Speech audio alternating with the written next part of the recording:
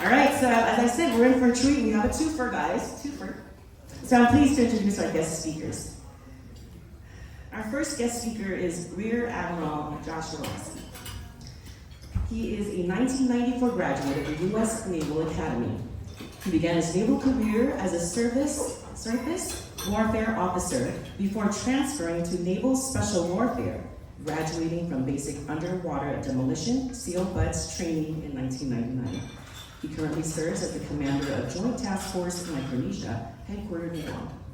Throughout his distinguished career, Rear Admiral Lasky has held numerous operational leadership positions within the Navy SEAL community and Joint Special Operations Commands, such as Executive Officer at SEAL Team 1 and Commanding Officer at Naval Special Warfare Group 4. Rear Admiral Lasky held significant staff positions supporting global operations to include Deputy Commander, U.S. Naval Forces Central Command, U.S. Fifth Fleet, and several others. He holds a Master of Military Studies degree from the Marine Corps University and has been awarded several high honors, including the Defense Superior Service Medal, Legion of Merit. Our second guest speaker is Rear Admiral Brett Midas. He graduated from the U.S. Naval Academy in 1992 with a degree in economics and has served as a graduate assistant football coach after commissioning. He holds a master's degree in national security and strategic studies from Naval War College and completed advanced military education at MIT. Designated a naval flight officer in 1994, he has led multiple maritime patrol and reconnaissance units and helped develop the Navy's first weapons tactics instructor course. His experience extends beyond operations to senior staff roles, including serving as the Russia and Baltics Desk Officer for the Joint Chiefs of Staff and supporting Carrier Strike Group 7, and the Chief of Naval Operations. As a flag officer, he has led culture and force resilience efforts. Since May 2025, he has commanded Joint Region Marianas. His awards include 5 Legions of Merit, multiple meritorious service medals, and several other high honors. Ladies and gentlemen, please join me in welcoming our guest speakers. And I believe Mr. Rear Admiral Joshua Lasky.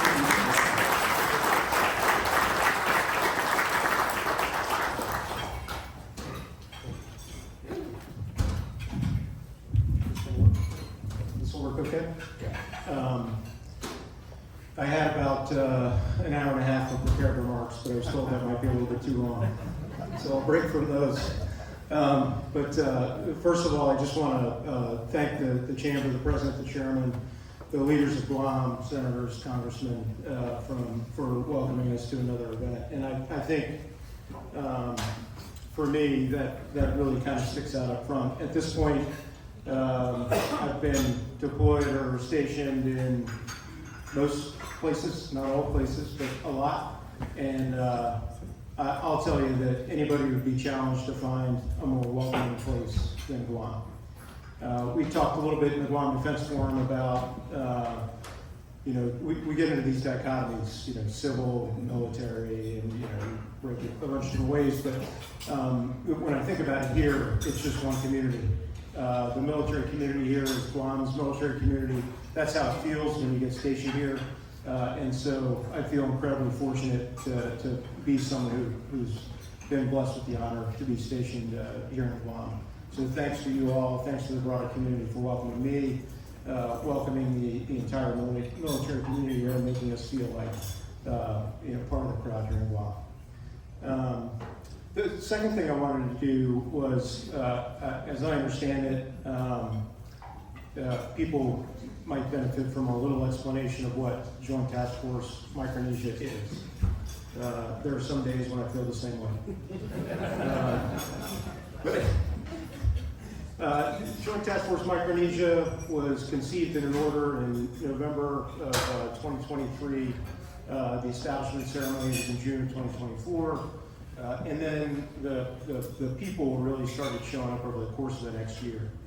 And I think as kind of preface, also mention that like I was mentioning to somebody else, like a good government contract, command and control in the military is always one modification away from being perfect. So stay tuned. Expect us to try to figure out the sweet spot once again. But as it stands today, Joint Task Force Micronesia is myself, one flag officer, with a relatively small staff as flag officer staffs go. Only in the 30s. We get away with small numbers, partially because we lean very heavily on Joint Region Marianas for all the administrative network, life support protocol, and political military support. To include one of the members who locked us into the speaking engagement, Juan Carlos.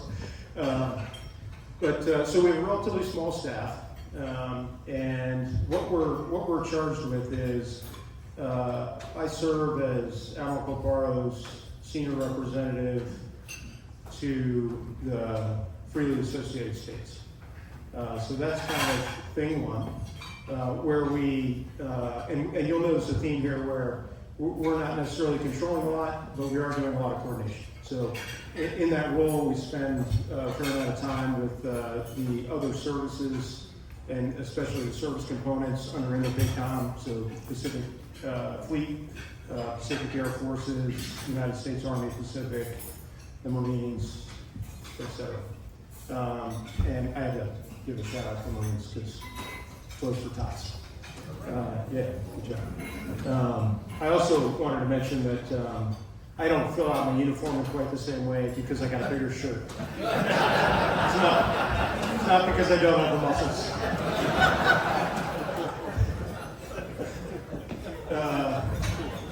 Do you need me to start over now? So the senior military representative to the freely associated states, we kind of coordinate with all the services on their investments and activities in the freely associated states. We also kind of perform that role here in Guam and in CNMI in cooperation with all the rest of the military community here and there.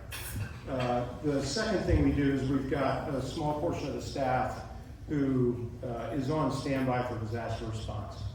So if in the case of a natural disaster, we would be called on to provide defense support to civil authorities in the CNMI. We would support the dual status commander, the guard officer, here in Guam, and we do some work to make sure we're coordinated across those lines. And of course, everybody would have a hand in that. Jerem would have a hand in that. 36 women would have a hand in that. And then lastly, we could be called if there were a natural disaster in the freely associated states. We wouldn't be the primary response, but the Marine Corps would be the primary response. But if either the 3rd Marine Expeditionary Force were not available, or if the response just didn't require something that big, we would be called potentially to help out and pull out at the center of the martial lines. And then the last thing, and probably the bigger of the roles, is really to look across all of those places, Guam, CNMI, freely associated states, at our readiness. And look for gaps, seams, friction points, do what we can at our level to help bring the various components and elements of the military community together to resolve those things, and where we can't, we point out some things to INDOPACOM that may deserve a little more focus. So those are kind of the big roles and responsibilities of Joint Task Force Micronesia. And then for the last thing, I talked about this a bit at the Guam Defense Forum, but I'll just talk for a brief moment about deterrence. It's one of these words that I think sometimes when we talk about it, it's easy to get lost in the abstract. But as I mentioned there, we've all got personal experience with deterrence. We were deterred as children from doing things we were told by our parents not to do. Not always deterred in the beginning, but after the right combination of words and threats, especially when those threats bore out in actions, we would find ourselves on a second go around taking a pause and maybe not sticking our hand in the cookie jar just that time. And so we all have experience with it, but sometimes I think when we when we bring that conversation up to a strategic level, it can start to sound awfully abstract, and we kind of lose track of what we're talking about. But when we look across this region, what I would ask you to think about is kind of everything we do, the big things and the small things, have at their central purpose to achieve deterrence against potential aggressors. And the way we achieve deterrence against potential aggressors is fundamentally twofold. The first is we make it clear to them that if they launch an attack, it will fail. It will be of no use to them. And while they may or may not succeed in creating a bit of damage here and there, in a strategic context, it will have been no value, and the reality is it will have earned them a cost that we can guarantee them they don't want to bear. That's the second piece. The first, you're going to fail in the attack. The second is you're going to pay a high price for doing it. I think sometimes, I got a question during the Guam Defense Forum, and I don't remember the exact list of projects, but the gentleman was kind of pointing out some of the projects and asked me if that led to deterrence, and I said yes. And when I was reflecting on the conversation, my answer, I realized I may have missed the point he was trying to make. He was pointing out projects that it would not be clear to the average citizen on the street that project was leading to deterrence. Maybe it was a pier upgrade, maybe it was power, maybe it was something else. It's easy for people when you talk about, well, we're going to put another weapon system there. They go, I get it, deterrence. But when you talk about a pier upgrade, you may not get it. But the reality is all of those things lead to deterrence, because if they're not directly associated with our ability to defend the homeland, then they're improving our ability to respond to aggression, to inflict that cost that we will guarantee will be unbearable to the aggressor. We can guarantee that if they make the mistake of calculating that day is the time to attack the United States, they'll fail and they'll regret it. That's what we're doing with everything that we're doing here in the region. I'll a little bit traumatic for the end of the speech, but I'll kind of pause on my comments there and circle back to just a great deal of thanks and gratitude for being a part of the community. We're on the same circuit, right? It's fun to spend a little time at the Guam Defense Forum, getting to know a few more people in the community, and then getting an opportunity to come and see some of the same people here. And as I mentioned, kind of at the close of the Guam Defense Forum, I come away from these events with a great deal of optimism, and that's simply because I look at the crowd and I'm inspired by the talent that we've got in the room. Marines in uniform, civilians, people working in business, people working in industry, people working in academia, and people in government as well, all working together towards the same end. So optimistic for me, and a great deal of gratitude for being a part of it. Thank you very much.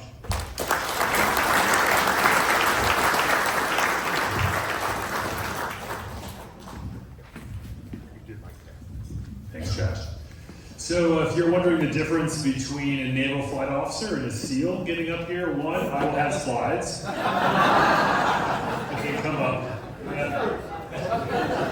Two, I will not pick on a Marine that is younger than me.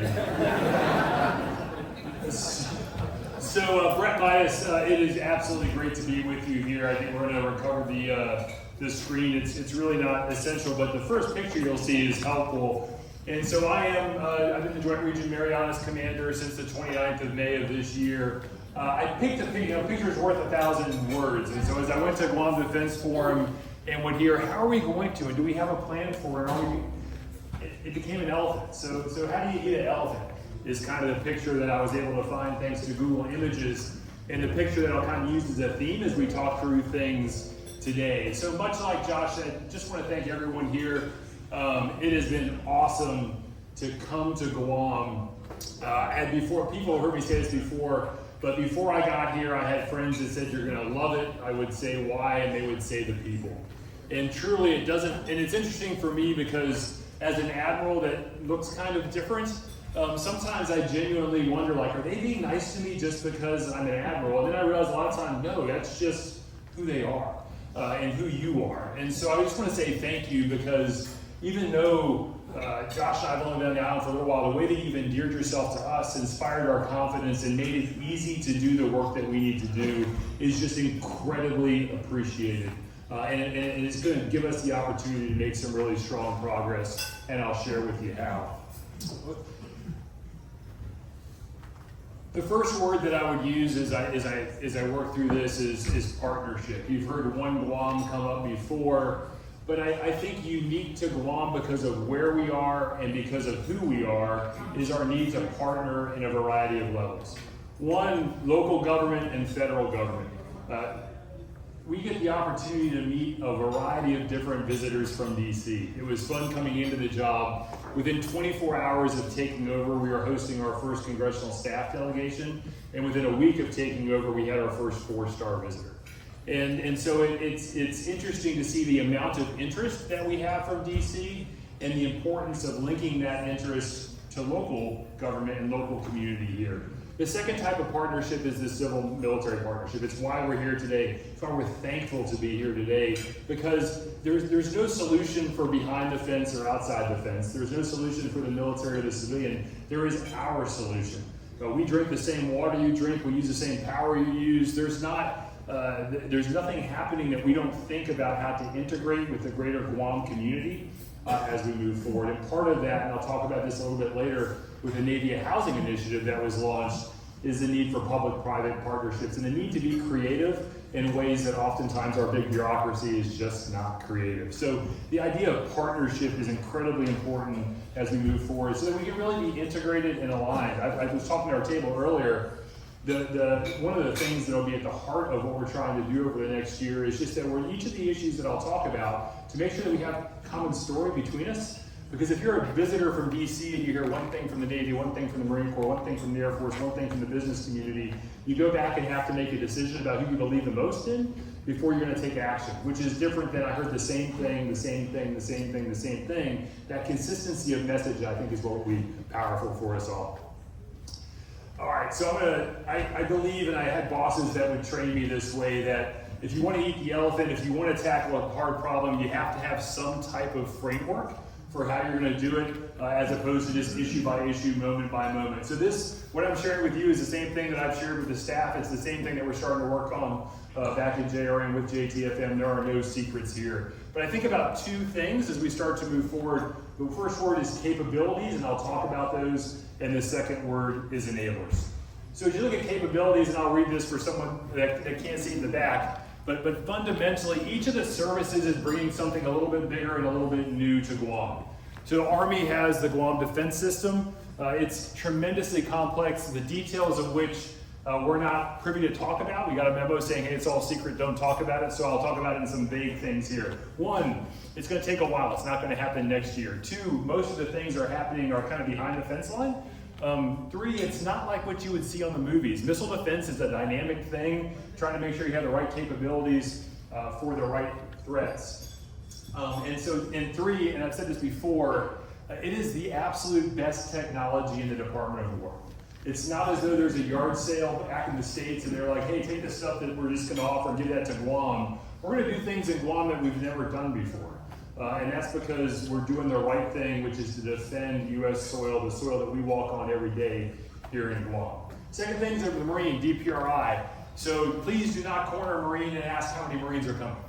Okay, and so those are high-level political decisions. But when we talk about the enablers here, when we talk about the quality of life issues, those really aren't affected in large part by the Marines. How many come? Because those are mostly going to be rotational forces. They're folks that are going to come in, they're going to go. It's not like a permanent presence that we're going to have here. And so the Marine Corps base, Camp Waz, is fantastic.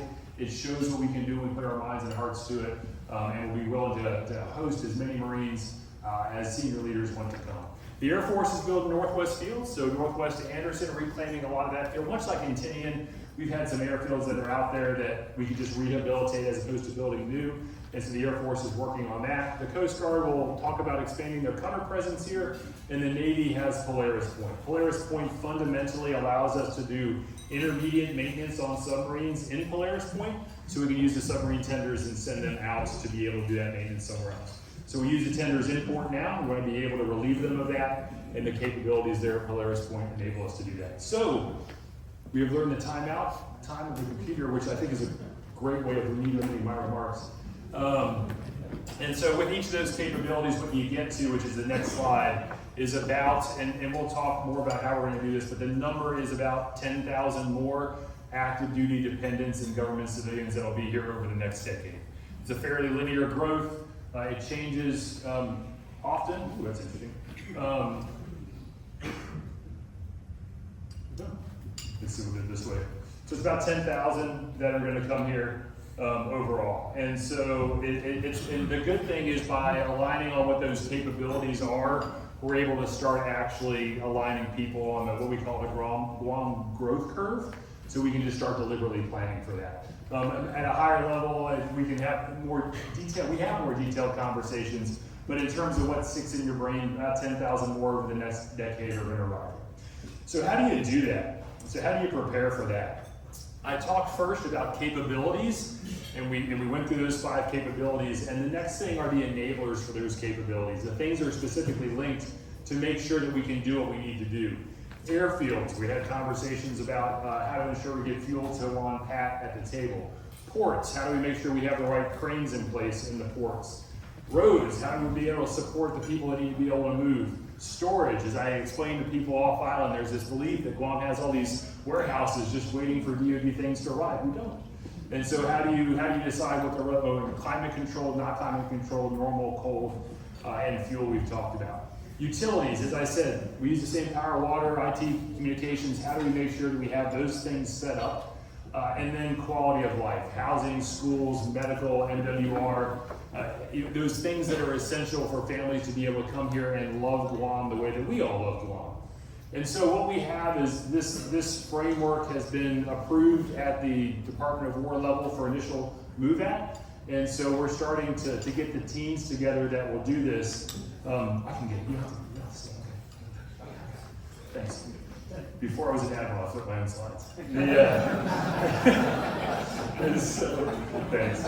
That was me making fun of me now. Anyway, and so we'll do this in partnership with the CMCC, which is we do a quarterly meeting with CNMI, we do a quarterly meeting with the government of Guam, and we'll work with them. Because what I want to do is I don't want to have Brett Midas's answer on any of these things, or Brett and Josh's answer. I want to have Guam's answer on this as best we can. So again, we have consistency in messaging as we go forward.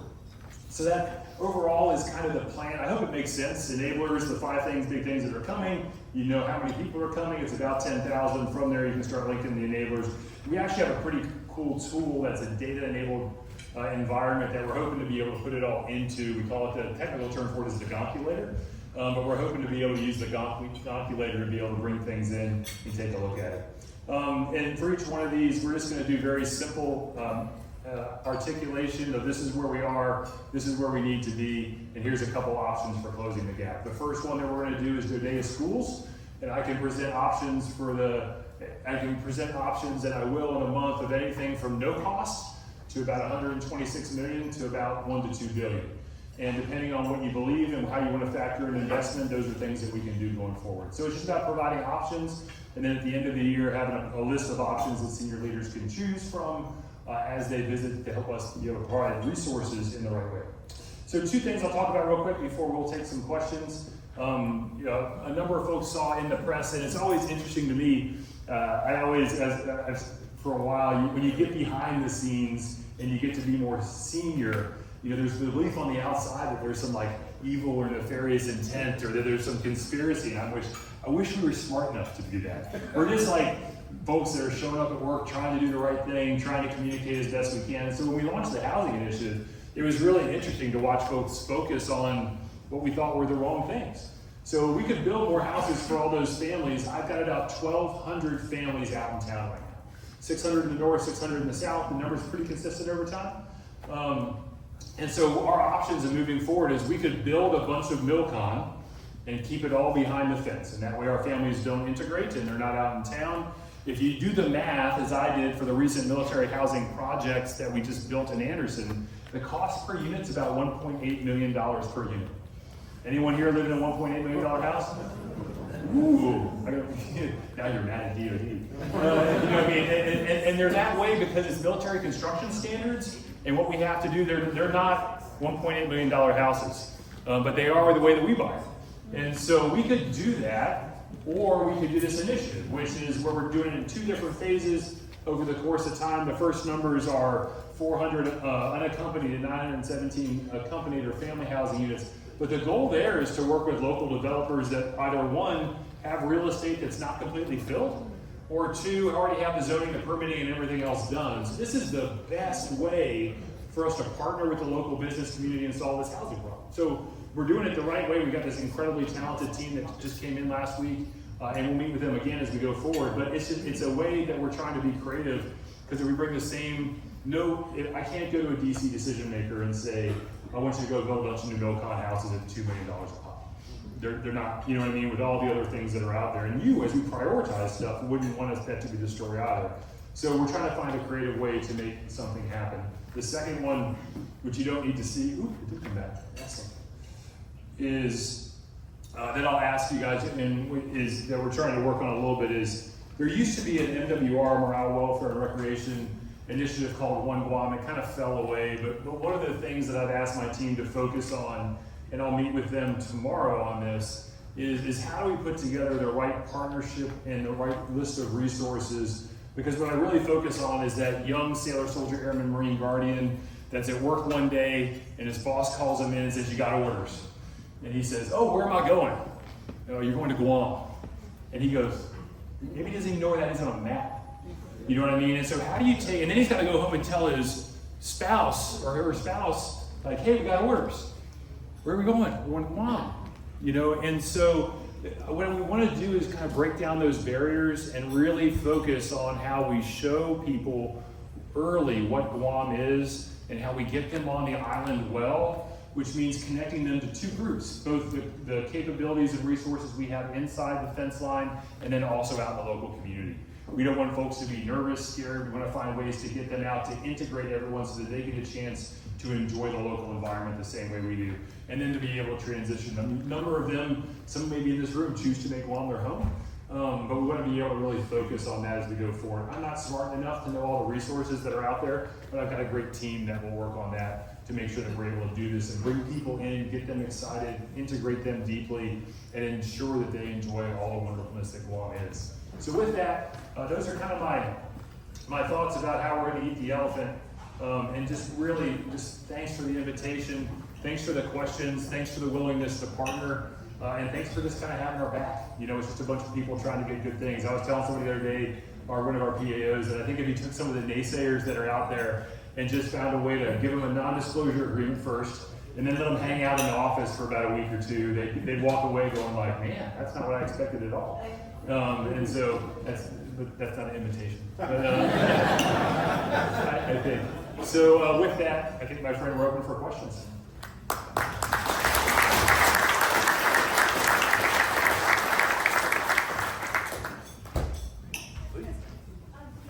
With regard to housing,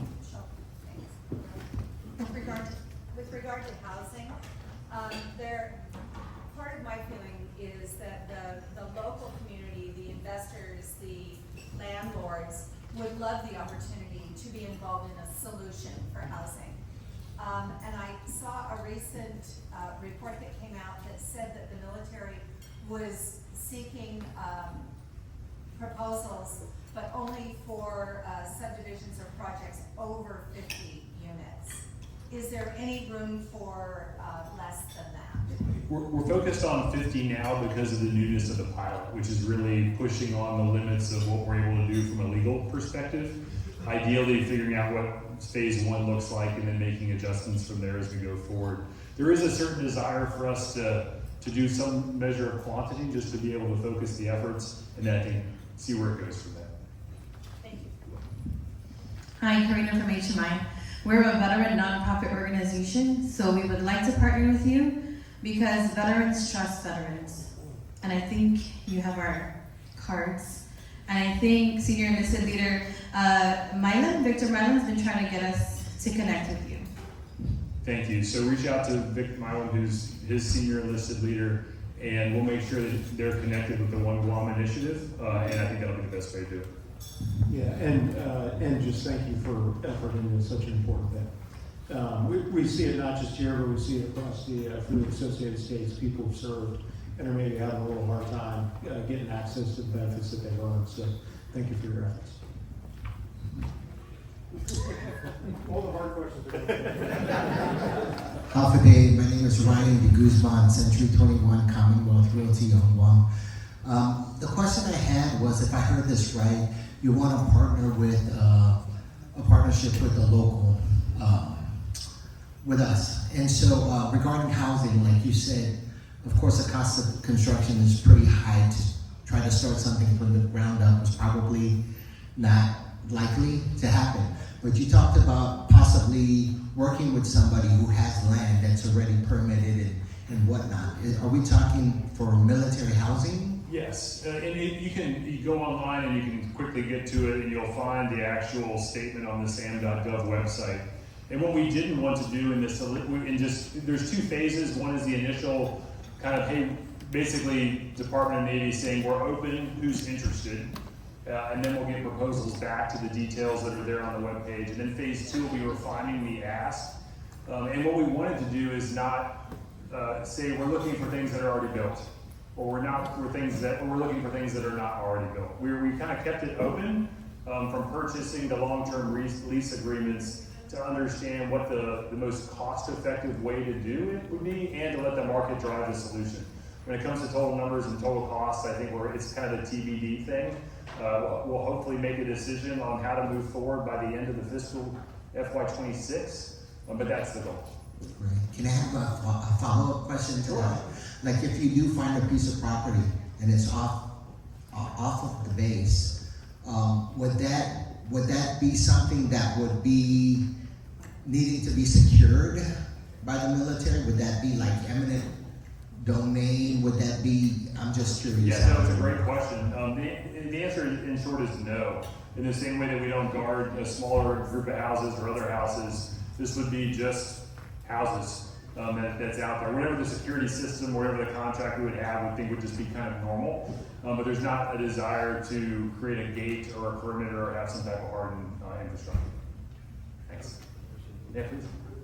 So chances are what you're going to run into more than anything else with this offer is going to be the infrastructure capability on whoever responds. And so is that factored into your plan possibly, that when there might be large parcels of property where individuals will come forward and want to partner with you, but the infrastructure, particularly with sewer and water upgrades, is that something NOCON will consider, that they'll be partners to get that infrastructure in order to make that reality?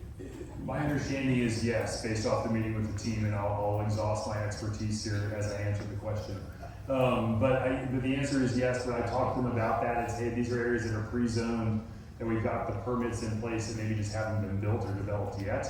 So you don't have to start from scratch. You can leverage work that's already been done and capitalize that on that as we move forward. So I'd encourage you then to possibly through your liaison to get with the Consolidated Commission on Utilities right away, because they can give you an overlay of what their plans are and what they would see as well, because I think that they could be your partner. And when you start getting proposals, then they say, yeah, we're looking at upgrades in that area anyways, and so it works for us to partner on that because we can share the cost. No, thanks for that. I'll make sure the team does that. Thank you.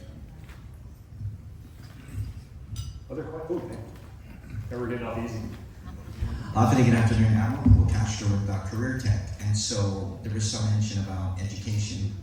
And I'm curious, first I want to encourage you as you're looking to integrate into the community insofar as K through 12 is concerned, please consider the charters and privates. I'm curious, does the Department of Defense currently have a program that allows service personnel, their children, to attend, let's say, private schools on a per capita basis through a stipend or tuition assistance? Do you currently have that program? So I will butcher the number of the executive order, but it's like, I can't remember exactly, 14191, I think. But there's an executive order that was signed out early that says that this administration wants to pursue that. Shortly after getting that executive order, receiving it, my predecessor sent a request for us to be able to pilot that here at Guam, and got a response back saying, hey, great idea, we just don't have all the stuff together yet to be able to move forward on this.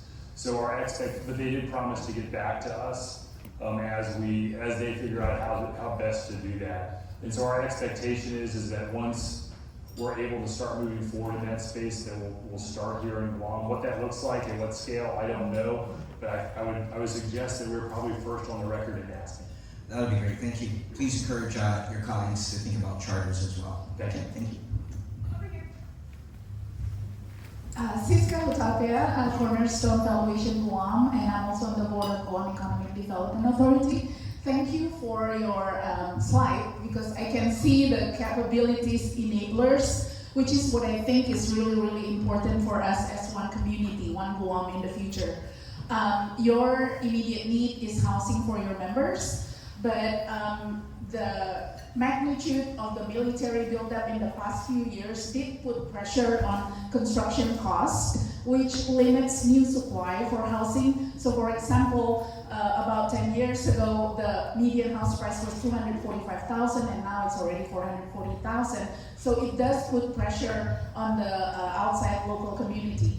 And our first love affair with the Marine is the Marine Corps Drive, which we still have now. How great would it be if this next military buildup, the next few years, we could improve the infrastructure, just like the Senator mentioned, the infrastructure for Guam, so that the local can be enabled to build their houses and provide supply for their own, because people with no housing can't be in the workforce. And so I think capabilities enablers is my favorite phrase for the day, and we look forward to working with the military to enable us to build and grow together.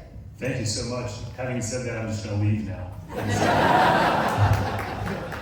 Just a couple of thoughts on that. So there is some road work that's going to get done as part of DPRI. There's a thing called Defense Access Roads, which is a program that's in place. We have visions of a legislative proposal that will adjust that, because right now you get more money to build as opposed to just sustain and renovate. And we've talked about that, sir, and so our goal is to expand that. The second thing on the workers, we've been working with the government, and DOD is the reason that in the National Defense Authorization Act, we have high hopes of getting an extension for the H-2B visas. And so right now that's expected to expire in 29. We're hoping to get it to 35. I think NDAA right now, best case will get us to 31. And we've also asked for a reduction and then basically a waiver for us to not have to go into the raffle and the lottery system that uses the 66,000 visas that are available. And so we're building some advocacy there, so I think we'll be in the right spot. So thanks for that. And I think there's more work to do in the H-2B visa space.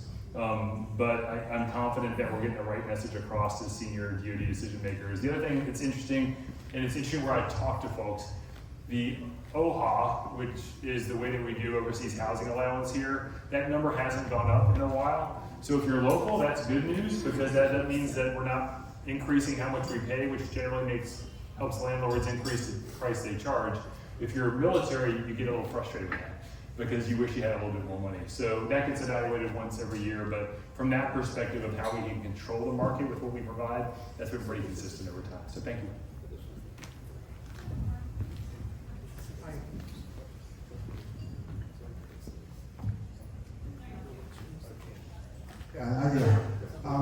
Thank you so much for being here with the Chamber of Commerce. Master Dr. Nguyen. I'm probably the only healthcare provider in this forum, but I just want to ask a question. For me, we're looking 10 years down the line, and healthcare is one of the most challenging in Guam. The case with GMH and the hospital, we need to kind of update and provide the standard of care for our people. But as a private healthcare provider, the access to care is very limited, right? If you ask anyone in this room, if you want to go in and see a provider, it probably take about 1 month to about 6 months in waiting time for an appointment. On the private side, we see quite a bit of family for the active member, for TRICARE, especially for primary care and specialists. And I think going forward, when the military grew up, a lot of family come in, a lot of activities come in the family. It's going to create a lot of problem with access to care. It's worse now than before, than moving forward. So I know I attend the conference and I listened to the conference, the healthcare side, and we talked about a lot of emergency response with disaster and in case of peace and wartime. But can we have an open dialogue with the private sides on, the moving forward on the healthcare access to care for the people, both inside the fence and outside the fence? We need to really connect the manpower in one very short.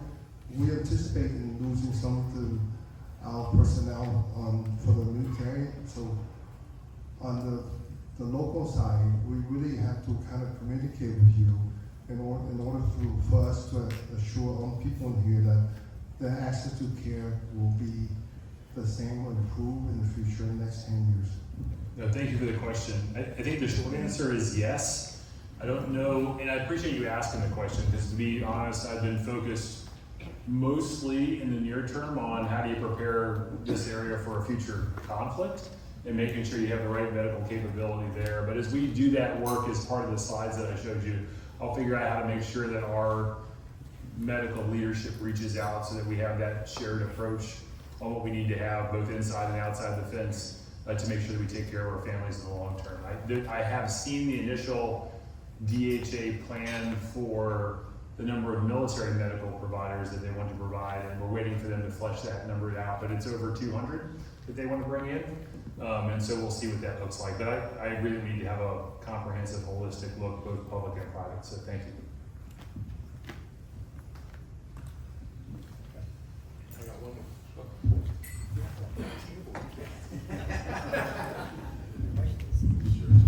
Hi, sir. It's Jim Harden from First Command. And I manage the Guam office in the Guam district.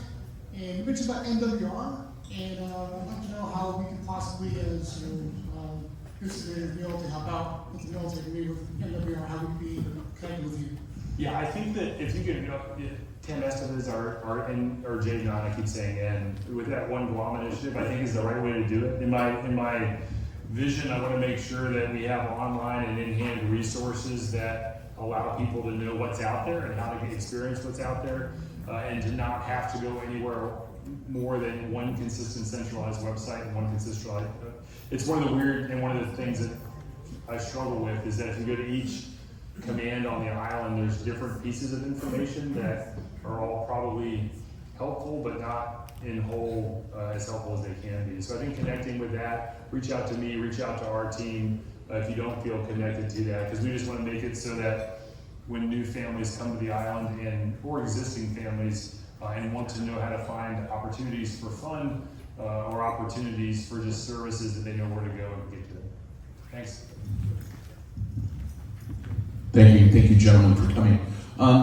The CMCC, I guess, was initiated by the governor of Guam. If there's any opportunity for us to get a seat at the table, that would be excellent. I've heard that before. Just wanted to make a comment. That's it.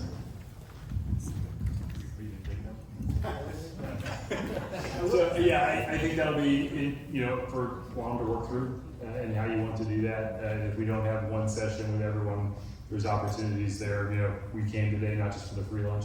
And so if you want to give us a free lunch or dinner, we're happy to talk more. But I just think it's important to align and not let any of the distinctions get in the way. We try to do a really good job of aligning from a service component with a one voice initiative where we all get together and talk as service leads. And we just want to make sure that we expand that network of trust and transparency more broadly. So thanks. Yeah, thank you for raising the issue of the OHA, okay? I operate apartments and condominiums on Guam, condominiums of beachfront Ocean View. I also operate apartments in Palm Springs. The views are okay, but they're not of the ocean and the beach, okay? The apartment rents are exactly the same, okay? Per square foot, they're exactly the same. cost of operating is probably higher on Guam, and the costs have gone up over the last 15 years, but the OHA has not gone up. So I don't think that we're going to be able to hold the pricing, military personnel exactly where it is, unless there's some change to some extent. I do know, yes, sir, thank you. I was going to make a joke about waterfront property. I just need to get off the stage. So what I would say is, we had an Assistant Secretary of Defense for Energy Installations and Environment visit last week, and that was one of the questions that he said he was going to take back to DC to work at the OHA rate and whether or not OHA as opposed to BAH is the right way of doing things. For those that don't know, OHA basically means that whatever the rent is, that's what you get paid up to a certain amount. BAH puts a little incentive there that if you're given $2,000 and your rent's only $1,700, you pocket that. So there's a little bit different way of looking at that. And so they're going to go back and take a look at that fresh, and we'll see where we get. So thank you. Todd, thanks.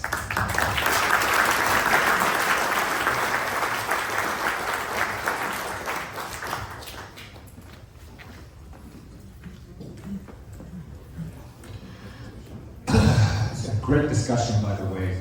Some food for thought. This is something that I did mention at the Defense Forum also. I think it's about time we kind of explore different options in terms of meeting our labor needs. Saipan used to have a CW program at one point. I think it's about time we start exploring that option. And this is something I did want to bring to, of course, our congressman's attention. There is a need for a permanent solution, not temporary. The H-2B program is a temporary solution to a temporary need, and it needs approval every so often, right? So instead of that, a permanent solution might be a H-2B-GU program. That's something that the federal government will understand, and maybe we can make an exemption. Also on the healthcare side, because there's a lot of need we need here. I mean, there's not only construction, healthcare, service industry. These are all industries that need constant flow of labor to support the mission of not only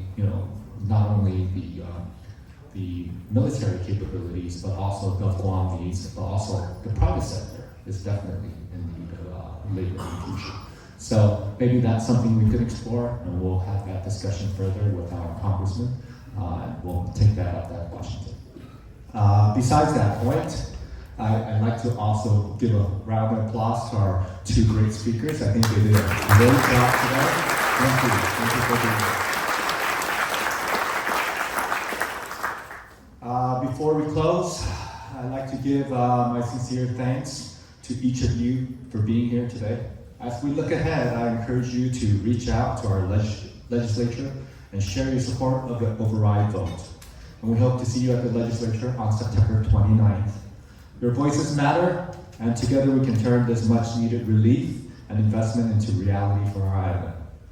This concludes today's general membership meeting. Enjoy the rest of the afternoon. Thank you.